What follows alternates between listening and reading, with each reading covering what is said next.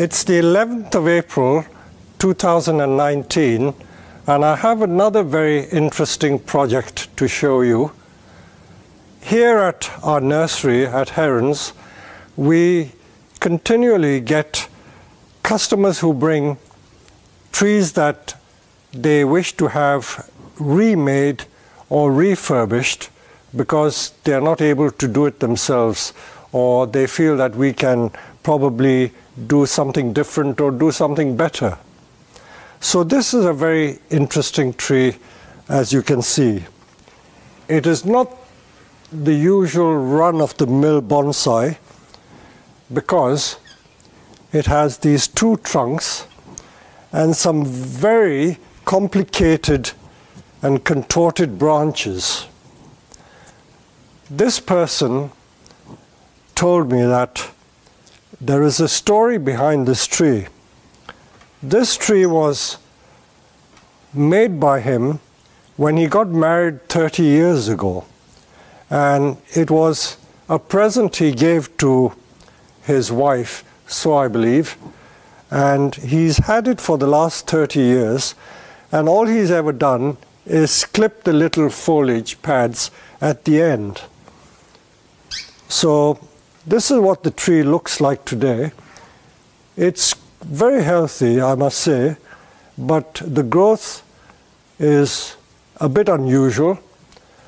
I never like to describe a tree as ugly or bad or indifferent because everyone has a different way of looking at what they produce. So this tree was probably produced with a lot of love and care, and he's tended it for 30 years. So he's kept it well alive, and I can't fault him for that. So I will see what we can make out of this tree. So here we are. This is the tree that Ian has brought to me. He brought it about 3 weeks ago, and ever since he left it here, I've been looking at this tree virtually every day. Every time I pass this tree, I look at it and wonder, what can I do with this tree? And I bet if you were faced with this tree, you would be in a quandary as to how to improve on it and make it more like a conventional tree.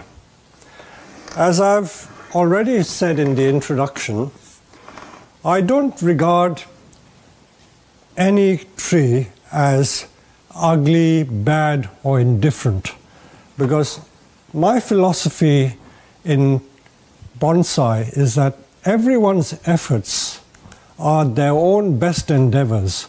So what may appear to be bad to you will be to the owner of that tree their very best endeavor, so it will be their best tree. So I think there is too much snobbishness in bonsai when we say that a tree is bad or good, because beauty, after all, is very much in the eye of the beholder. Beauty is a very cultural thing. If you go to one culture, what you would regard as ugly, they would regard as beautiful. So over the years, as I've become older, I've learned to look at things in a different light. And so this is my first introduction to telling you about what I regard as nice, beautiful, or acceptable. Now, the reason why Ian has brought this tree to me is because he felt that it could be improved upon.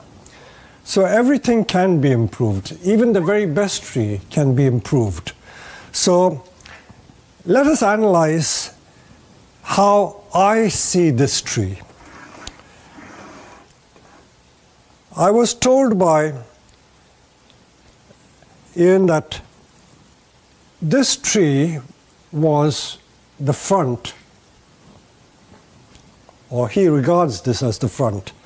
By the way, after 29 years, this tree has probably quadrupled or even grown more than that, 5 or 6 times the girth or diameter. when it was first grown in 1974, it was no thicker than thumb thick. And over the last 29 or 30 years, it has become progressively thicker and thicker. So I was told. And the whole story, I've just had it clarified to me by Ian, is that Ian presented this tree to his wife when they got married. So this is a very, very touching story to me. I regard this as very touching. And I saw it even more significant and touching that this tree has two trunks. So it represents a couple. And because it represents a couple, this twin trunk is a very important part of this tree. So I will try and preserve it as much as I can. If I analyze this tree, the first impression most people would get is that it is very much in the form of topiary. In Europe, if you go to many continental countries where they are very fond of making topiary, this is quite acceptable with little bunches of foliage at the tips of the branches. So this is what I would call a topiary tree.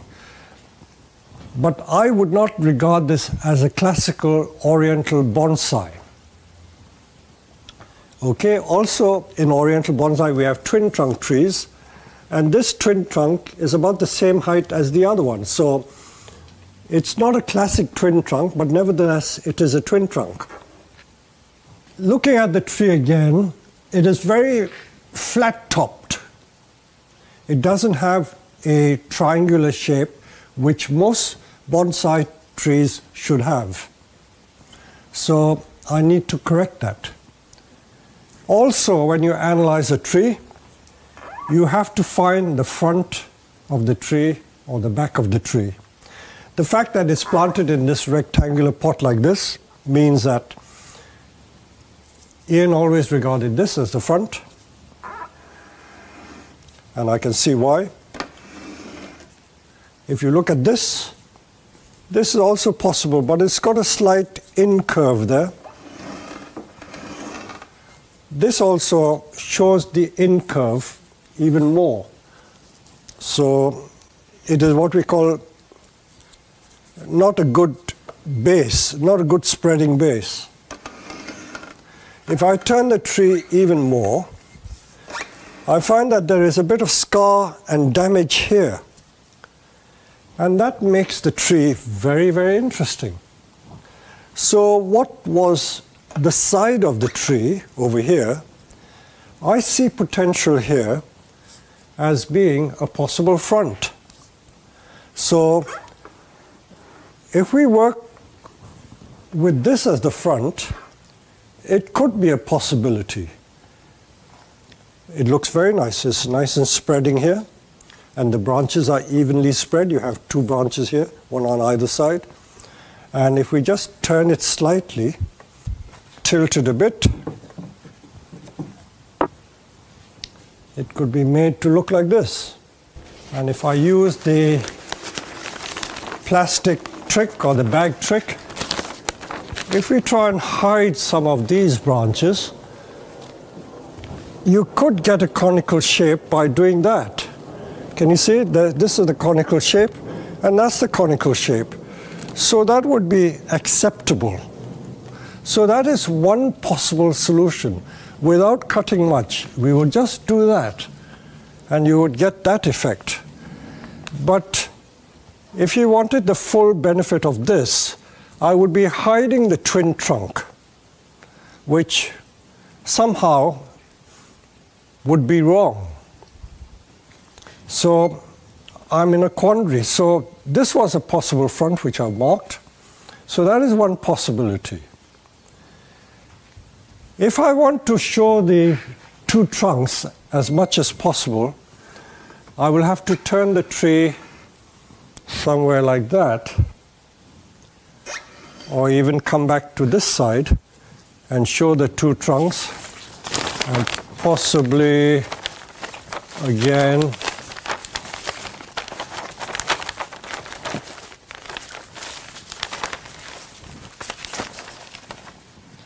if we hide it like that, make that conical, make that driftwood, you could get that effect, the conical effect, maybe eliminate some of those back branches and make this driftwood.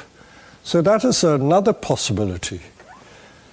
But I studied this tree quite a bit, and I decided that the best solution would be to use this as the front where I can see the full beauty of the two trunks, and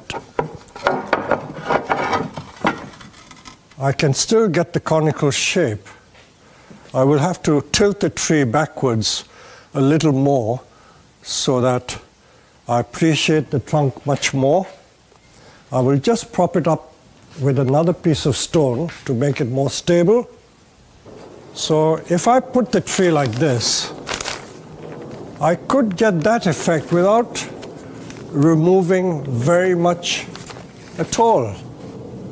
The only thing that possibly needs to go is this branch, which I could make into driftwood. But this could form a nice triangular shape.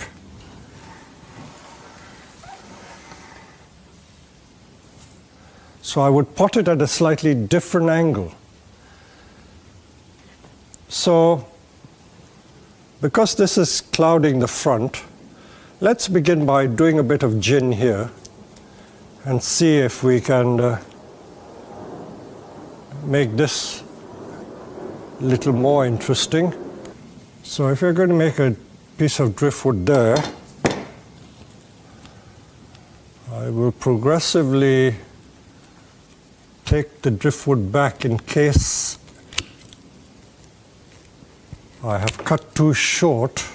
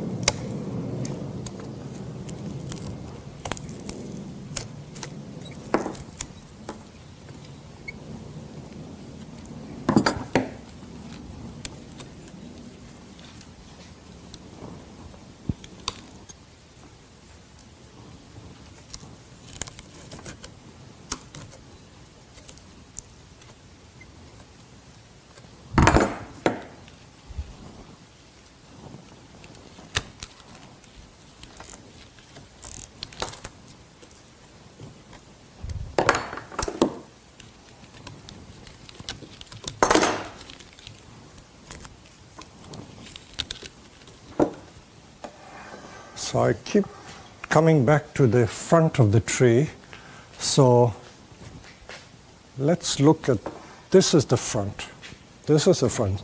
So after every little stage of work, I return to the tree to see whether what I've done is appropriate or not.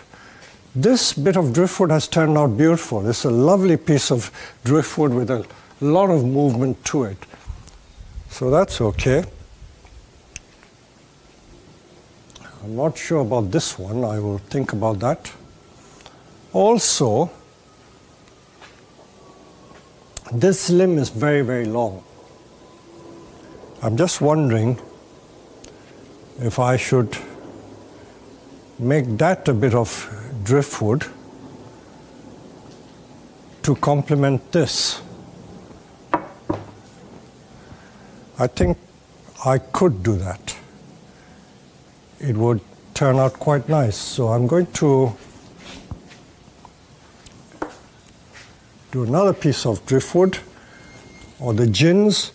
Now to make gins, you may have seen in some of the books that I've written, you make a partial cut pointing away. So if I want to tear the wood in the front, I make the cut at the back and I make a sloping cut like that. Sloping cut about half or 1/3 of the way into the branch or the trunk thickness,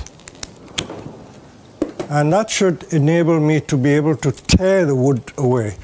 So here comes, I'm going to crack it and I'm going to tear it like so. So I can cut that off, and with the gin pliers I can roll that wood back.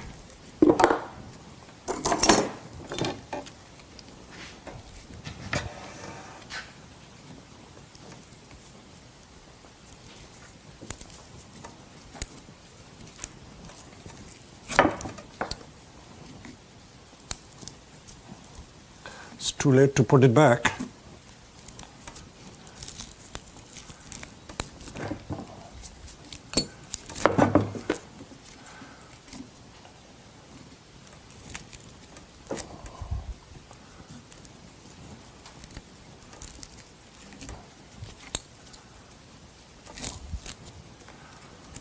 Driftwood is usually best done on coniferous trees or evergreen trees like this.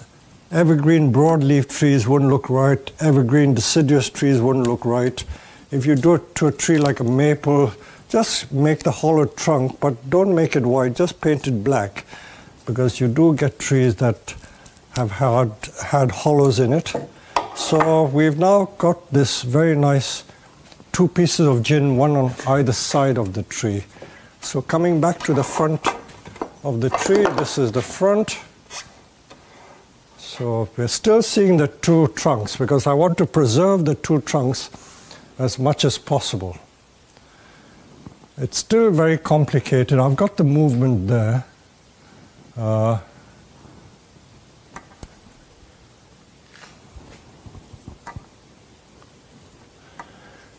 I can bring that down a little bit, and I can probably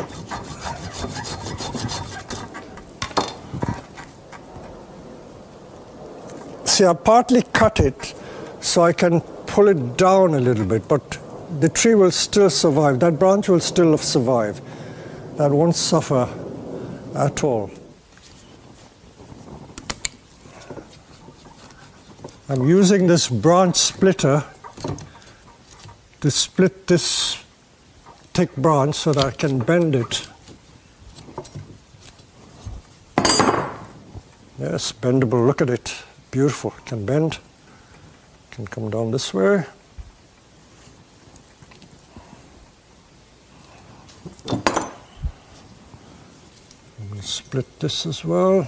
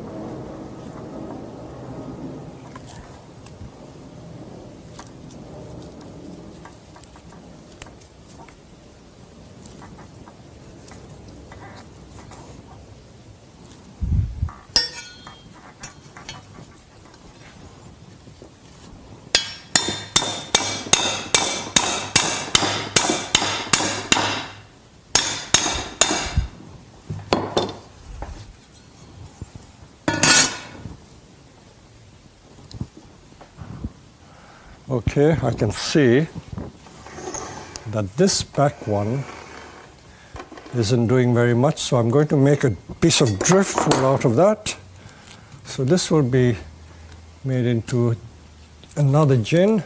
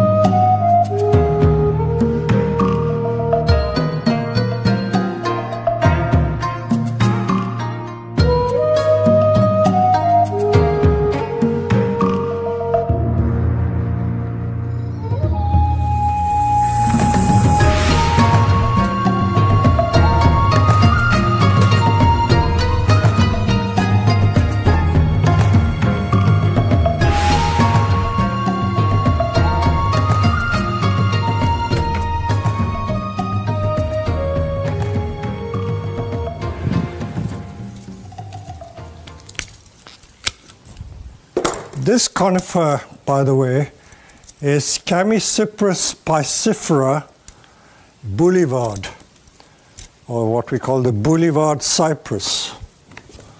Very popular species that was used a lot in the 70s, right up to the early 80s, but for some reason it's no longer very popular as a species for training bonsai. And the Japanese call this Sawara cypress.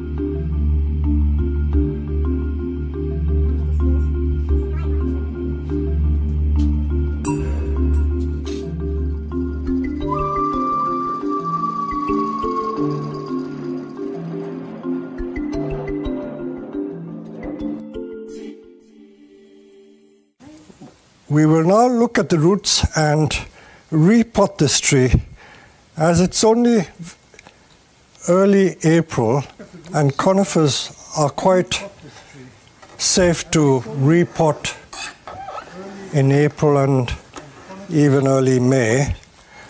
It's still early spring. We will have a look at the roots, and I think I can safely repot. So let's take it out of the pot and see what is going on inside.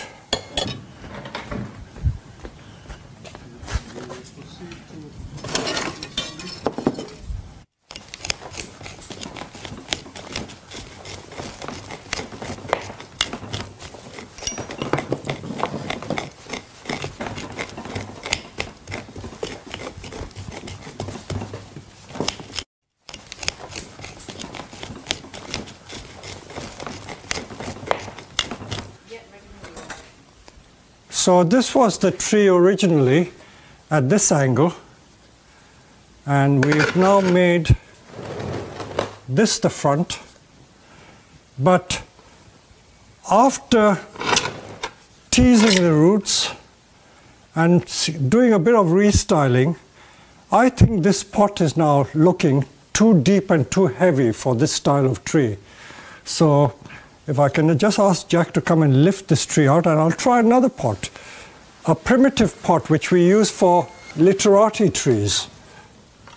Although this is not really literati, it has got a bit of a literati character to it.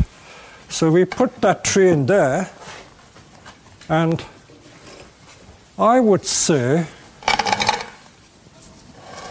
if this is the front, this is going to be the front. It fits very nicely like that, and the surface roots are more visible. I think that would be a more appropriate pot. So we will proceed to pot the tree at this angle with a slight tilt like that. Okay, so we've decided on this. I'll just prepare the roots and the pot a little more.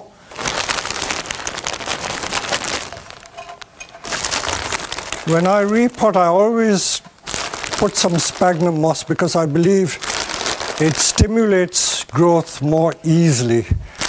This comes just from experience. And those of you who grow Satsuki azaleas will know that we always mix sphagnum moss with the Kanuma soil. So this is a trick that I've learned. When I repot, just a little tip, I always put it in a little mound like this. Because if you have a mound, you can squash it down and it fills the edges. If you leave it flat, there could be hollows that you can't fill underneath the root ball. So starting with a mound is a good little trick. And then we will just grind it down. So if Jack comes and gives me a hand, if we just put it on there.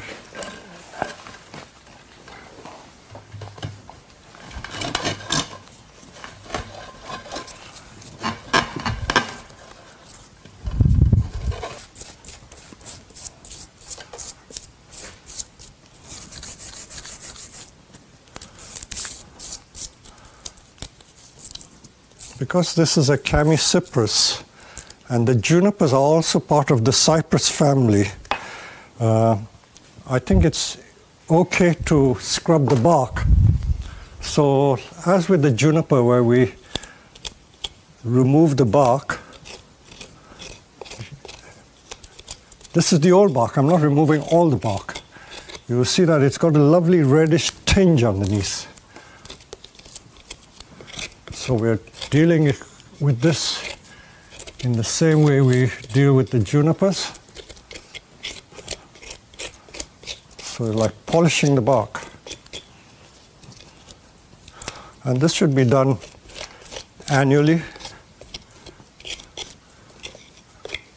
as with the junipers.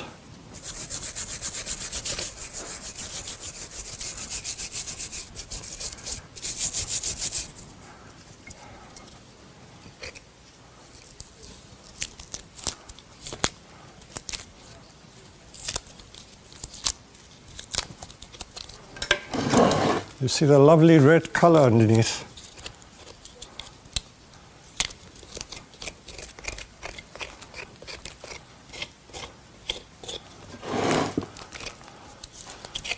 Look at that lovely red hue.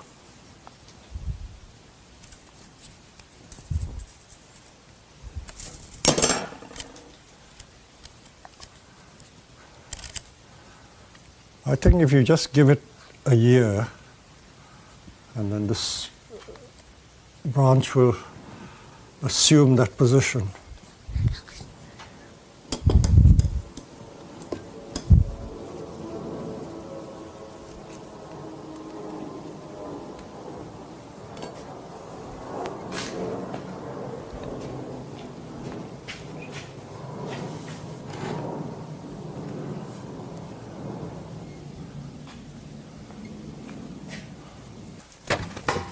So this is what the tree looks like, and as you can see, all I have removed were the tips of 4 branches, just the tips of 4 branches.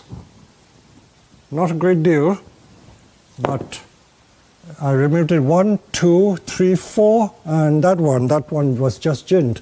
So it's like 4.5 little ends I took off, and this now looks like an ancient parkland tree, and the aim is to grow a little more foliage along the branches here. And you can see the beautiful form of the double trunk and this lovely twisted trunk, beautiful trunk line, really beautiful trunk line. And I have the owner with me, and he is very, very pleased indeed. So I hope you enjoyed the thinking process behind the restyling of this tree, and I hope you can have a go at tackling other difficult subjects yourself. Thank you.